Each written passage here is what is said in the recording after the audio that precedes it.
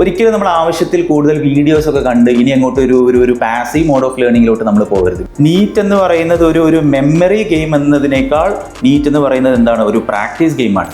Hello dear students, so റീനീറ്റ് 2026 വേണ്ടി അവസാന preparation ഫേസിലാണ് നിങ്ങളെന്നറിയാം. ഈ ഒരു ഫേസിൽ നമ്മൾ മൈൻഡിൽ വെക്കേണ്ടത്, നമ്മൾ ഇനി അങ്ങോട്ടുള്ള ദിവസങ്ങൾ വളരെ പരിമിതമായ ദിവസങ്ങളെ നമുക്കുള്ളൂ. അപ്പോൾ ഒരു പെർട്ടിക്കുലർ ഡേയിൽ 1-2 ചാപ്റ്ററിനെ മാത്രം ഫോക്കസ് ചെയ്ത് ഇൻറ്റൻസ് ആയിട്ട് പഠിക്കുക എന്നതിനേക്കാൾ നമുക്ക് നല്ലത്, ഇപ്പോൾ ഡോപ്പയിലൊക്കെ ഉള്ള സിസ്റ്റം എന്ന് പറയുന്നത് നമ്മൾ ചാപ്റ്റേഴ്സുകളെ എല്ലാം മോഡുകളാക്കി തിരിച്ചിട്ട് കുറച്ച് കൂടുതൽ ഒരു 10-15 ചാപ്റ്റേഴ്സുകളെല്ലാം ക്ലബ് ചെയ്തിട്ട് അതിനെ നമ്മൾ കൂടുതൽ പ്രാക്ടീസ് ചെയ്യുന്ന ലെവലിലാണ് നമ്മൾ ഇനി അങ്ങോട്ട് പ്രിപ്പറേഷൻ മുന്നോട്ട് കൊണ്ടുപോകേണ്ടതെന്നുള്ളതാണ്.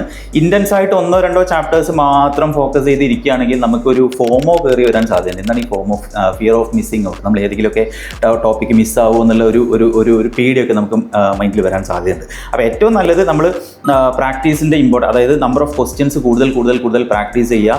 അതായത് 1-2 ചാപ്റ്റേഴ്സിനേക്കാൾ നല്ലത് 10-15 ചാപ്റ്റേഴ്സുകൾ ഒരുമിച്ച് ക്ലബ് ചെയ്തിട്ട് നമ്മൾ അതിലുള്ള ക്വസ്റ്റ്യൻസുകൾ കൂടുതൽ ചെയ്യുക എന്നതിനാണ് നമ്മൾ കൂടുതൽ ഇമ്പോർട്ടൻസ് കൊടുക്കേണ്ടത്. ഒരിക്കലും നമ്മൾ ആവശ്യത്തിൽ കൂടുതൽ വീഡിയോസ് ഒക്കെ കണ്ട് ഇനി അങ്ങോട്ട് ഒരു പാസീവ് മോഡ് ഓഫ് ലേണിംഗിലോട്ട് നമ്മൾ പോകരുത്. വീഡിയോ കണ്ട് പഠിച്ചിട്ട് വീണ്ടും പ്രാക്ടീസ് ചെയ്യുന്ന ഒരു ലെവലിലോട്ട് നമ്മൾ പോകരുത്. നമ്മൾ ക്വസ്റ്റ്യൻസിനെ ഫോക്കസ് ചെയ്യുക. അതിൽ തെറ്റിക്കുന്ന കാര്യങ്ങൾ എന്തെങ്കിലും ഉണ്ടെങ്കിൽ ആ തെറ്റിക്കുന്ന ക്വസ്റ്റ്യൻസിൽ കൂടുതൽ നമ്മൾ വർക്കൗട്ട് ചെയ്യുക എന്നുള്ള കാര്യമാണ് നമ്മൾ മൈൻഡിൽ വെക്കേണ്ടത്. നമ്മൾ മൈൻഡിൽ വെക്കേണ്ട ഒരു ഇമ്പോർട്ടൻറ്റ് കാര്യം എന്താണെന്ന് വെച്ചാൽ, നീറ്റ് എന്ന് പറയുന്നത് ഒരു മെമ്മറി ഗെയിം എന്നതിനേക്കാൾ നീറ്റ് എന്ന് പറയുന്നത് എന്താണ്, ഒരു പ്രാക്ടീസ് ഗെയിമാണ്, അല്ലെങ്കിൽ ഒരു എക്സ്പീരിയൻസ് ഗെയിമാണ്. നമുക്കിപ്പോൾ ഒരു പെർട്ടിക്കുലർ കോംപ്ലക്സ് ആയ ഒരു വഴി നമ്മുടെ മുന്നിലുണ്ടെങ്കിൽ ആ വഴി നമുക്ക് പഠിക്കണമെന്നുണ്ടെങ്കിൽ ആ ഓരോ പോയിന്റുകളും ഓരോ സാധനങ്ങളും എഴുതി വെക്കുന്നതിനേക്കാൾ നല്ലത് ആ വഴിയിലൂടെ നമ്മളൊരു 8-10 പ്രാവശ്യം സഞ്ചരിച്ച് കഴിഞ്ഞാൽ ഓട്ടോമാറ്റിക്കലി ആ വഴി ക്ലിയർ ആവും എന്നുള്ളതാണല്ലേ.